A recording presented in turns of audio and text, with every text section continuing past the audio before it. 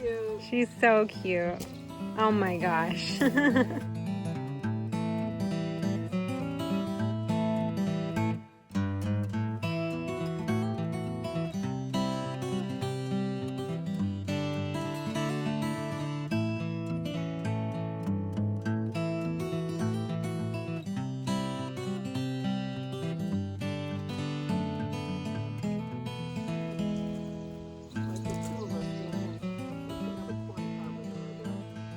It'll break down. It'll just break down slowly.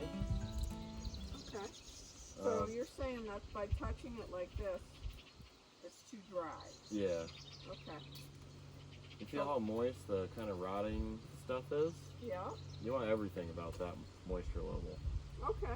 So worms need at least 70% moisture to breathe.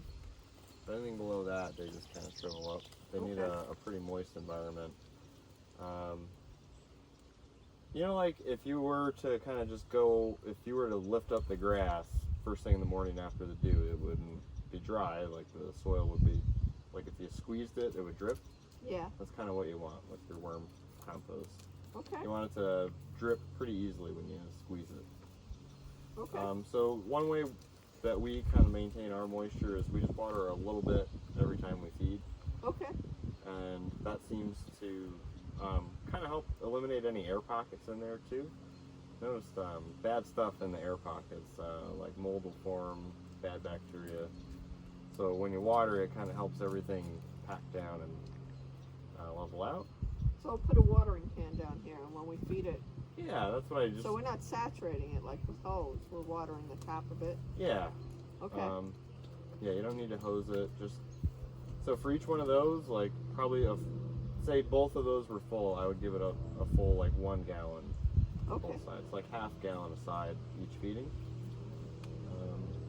But I did see worms in there, so the worms are healthy. It's just it'll take some time for them to build up.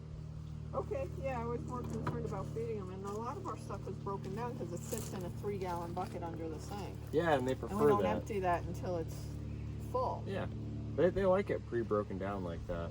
They'll start going to town on it faster that way. It's been so dry here, and this raised bed garden gets so much direct sun that anything's going to dry out. Yeah, but it looks like, I'm not seeing anything bad in the compost. Everything I see is good. It's supposed to be there. I see worms there. Well, I'm glad you pointed that out because, like in the old green compost bin, it used to create condensation. So it might have still been dry, but I assumed moisture because of the condensation on the plastic, and this doesn't have that. No, this is designed to breathe better because even though you want it to stay moist, it smells much better to me. Yeah. Even though you want it to stay moist, you still want that air moving through. Kind of like the bees, you want that airflow is good for them. It's good for the worms too. Okay. But yeah, the better it breathes, the more you gotta moisten it. And then eventually it'll compress and pack down and really hold moisture really well. I love the space that I get to see and how easy it is to work. Well, good. I'm glad it's working out. The bin seems to be holding up. It's like a perfect height for you. It is for me. It is a good height. So you said it's time to start filling the other one, Kyle? I would. There's quite a bit of food that needs to break down in there. Until the worms really establish, it takes a little while for them to break down the food. So in the next 2 months, they'll start breaking that down much faster. Okay. But we found for the first 2 to 3 months, it takes a little while for everything to break down. And then as this compresses down, it'll just naturally compress down. You can start feeding it again. Okay. But, I'm not emptying it. Nope. I'd let that break down. You want this at least full before you think about emptying that. So the point is you let that sit there, let the worms finish it. And as you're building up this side, the more that finishes, they'll migrate over and start working on the new stuff. But they'll want to finish that side first before they come over. All right. And then what we do is we work our worm bin full the whole time. So we'll take it out. So what I'm saying is you could fill both up at the same time too. It would just have to sit here for a little while. That's fine. But yeah, So the point is, timing is working out well with when you feed the plants. Like, we don't really feed the plants this time of year. cool.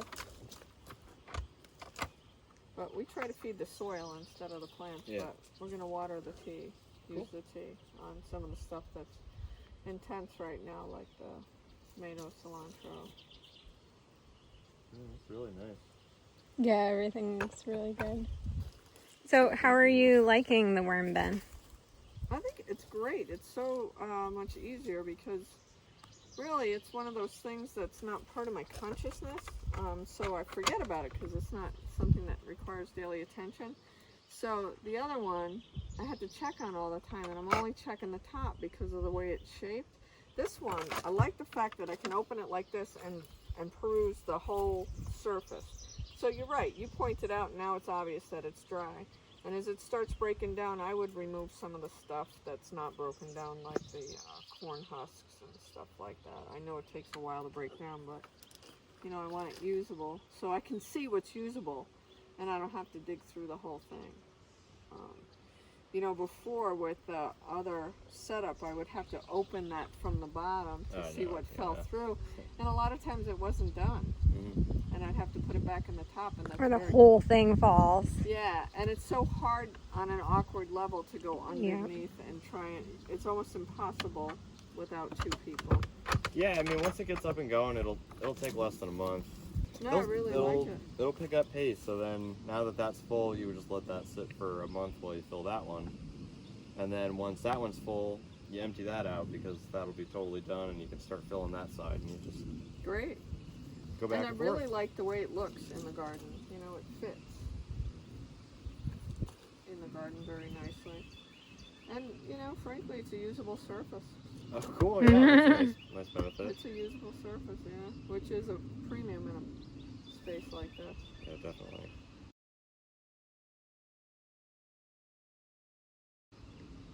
Any trouble with critters? Nope, Great. Very cool. no trouble. Except for maybe this one. Is she the great ruby rose? Yeah, it's hard not just to film her. She likes the shade. She does, and it's always a shady spot in the garden when we're working it.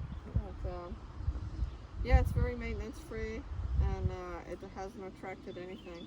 And you would Awesome. know right away because the dog would bark or there'd be scratch marks on the outside. Yeah, it's soft wood. You would know if there was stuff trying to get into it. And if something wanted to get in, they could get in. That's why worm Right. composting is so cool. There should be no smell, so there shouldn't really be any animals.